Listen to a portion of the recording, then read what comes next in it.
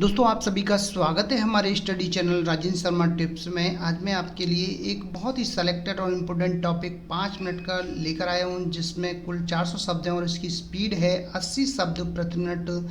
तो आपसे कुछ ही देर में मैं आपको एक डिक्टेशन बोलने वाला हूं। दोस्तों, डिक्टेशन लिखते समय हमेशा स्वच्छ एवं शांत स्थान का होना बहुत आवश्यक है। शोरगुल वाले स्थान पर कभी भी डिक्टेशन नहीं लिखनी चाहिए। यदि आप ऐसे स्थान पर डिक्टेशन लिखते हैं तो अक्सर आपकी डिक्टेशन छूटने की संभावना अधिक रहती है। इसीलिए हमेशा डिक्टेशन के लिए ऐसा स्थान चुनना चाहिए जहां शोरगुल कम से कम हो, और ना हो तो बहुत ही अच्छा है। दोस्तों, डिक्टेशन लिखते समय हमेशा 2 पेंसिलें छिली हुई अच्छी क्वालिटी की आपके पास होनी चाहिए। एक पेंसिल आप डिक्टेशन लिखते समय अपने हाथ में रखें और दूसरी पेंसिल आपकी टेबल पर छिली हुई होनी चाहिए, क्योंकि अक्सर डिक्टेशन लिखते समय पेंसिलें टूट जाती हैं। ऐसी स्थिति में आप दूसरी पेंसिल को आसानी से उठा सकते हैं और डिक्टेशन को बिना बाधा के लिख सकते हैं। तो इसका अभ्यास भी हमेशा आपको डिक्टेशन लिखते समय करते रहना चाहिए। तो दोस्तों, ये छोटी छोटी चीज़ें आपको एग्जाम में बहुत ही काम आएंगी। इन चीज़ों का विशेष ध्यान रखिए। और मैं अभी आपको एक डिक्टेशन बोलने वाला हूँ। उम्मीद करता हूँ आप डिक्टेशन लिखने के लिए तैयार होंगे। रेडी।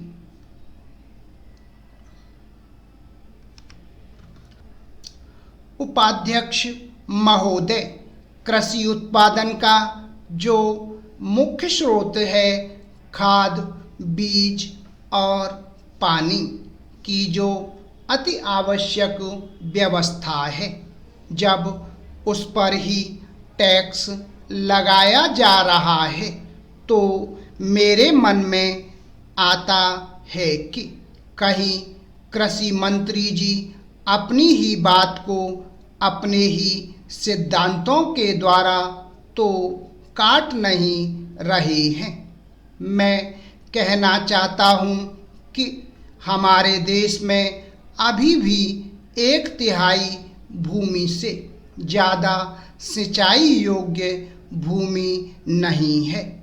इस देश में जितनी भी कृषि योग्य भूमि है उसका एक हिस्सा ऐसा है जो सिंचाई योग्य भूमि के नाम से जाना जाता है।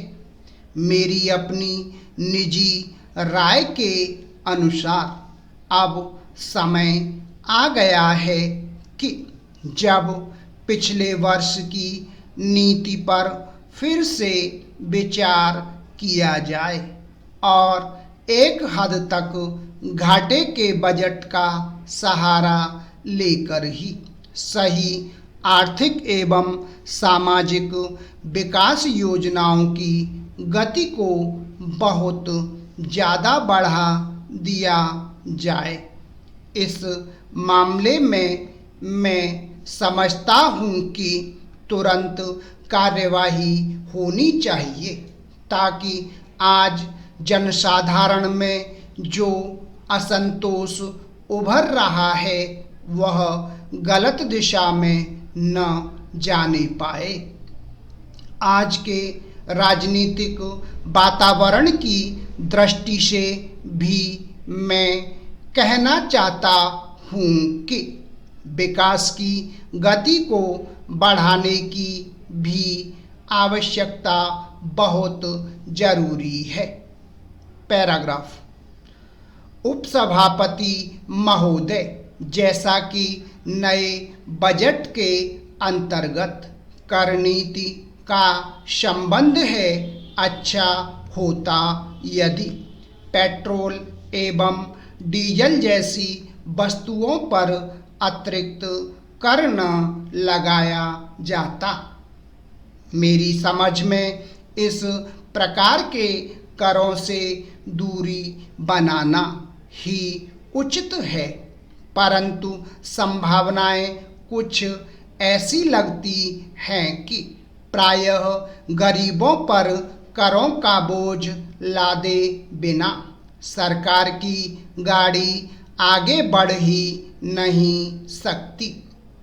कुछ समय पहले राज्यों में कृषि संबंधी आयकर लगाया गया था, किंतु उसके बाद कर वसूली करने में इतनी कठिनाई हुई कि राज्य सरकारों को अपनी नीति में परिवर्तन करना पड़ा। हकीकत यह है कि जहां लाखों करोड़ों अनपढ़ तथा गांव में रहने वाले किसानों पर हिसाब किताब रखने और रिपोर्ट भेजने की जिम्मेदारी लादी जाती है, वहां ऐसा कोई भी टैक्स सफल नहीं हो सकता। इसके विपरीत अज्ञानता के कारण लाखों लोग कई प्रकार से ब्लैकमेल किए जाते हैं, जिससे वे लोग सरकार से नाराज हो जाते हैं। इसलिए पहले यह देखना होगा कि यह कर कितने किसानों पर लागू होने वाला है तथा उससे कितना धन टैक्स के रूप में वसूल होगा। कृषि मंत्रालय एक ऐसा मंत्रालय है जिसके बारे में यह कहा जाता है कि इसमें बहुत कम आलोचना की गुंजाइश है। इसके कार्यों में सामान्य रूप से यह देखा जाता है कि प्रत्येक स्थान पर प्रगति हुई है। Full stop.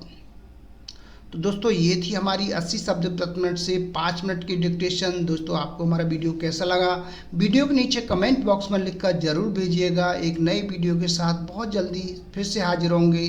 तब तक के लिए जय हिंद, जय भारत।